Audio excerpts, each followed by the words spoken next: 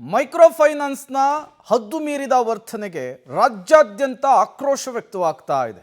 ಒಂದೊಂದು ಜಿಲ್ಲೆಯ ಒಂದೊಂದು ಊರಲ್ಲಿ ಒಂದೊಂದು ಕಥೆ ಮುಂಚೂಣಿಗೆ ಬರ್ತಾ ಇದೆ. ಧಾರವಾಡ ಜಿಲ್ಲೆಯಲ್ಲೂ ಕೂಡ ಮೈಕ್ರೋ ಫೈನಾನ್ಸ್ ಕಿರುಕುಳ.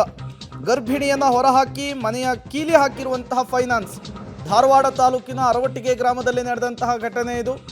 ಮನವಿ ಮಾಡಿಕೊಂಡ್ರೂ ಕೂಡ ಕನಿಕರವನ್ನು ತೋರಿಲ್ಲ ಸಿಬ್ಬಂದಿಗಳು ಅನ್ನೋದು ಗೊತ್ತಾಗ್ತಾ ಇದೆ.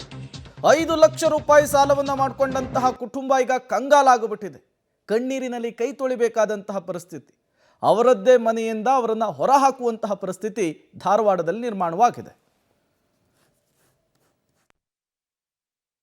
ಲೋನ್ ತಗೊಂಡಿದ್ವಿ, ಇದ್ರ ಮೇಲೆ ಒಂದು 5 ಲಕ್ಷ ತಗೊಂಡಿದ್ವಿ. 2 ಲಕ್ಷ ಸಾಲ ತೀರ್ಸ್ಯಾರಿ. ಇನ್ನೊಂದು 3 ತಿಂಗಳು ಕಂತು ಡ್ಯೂ ಆಗಿ ಮಾಡ್ಯಾರ್ರಿ. ಡ್ಯೂ ಆಗೈತಂತ ಬಂದು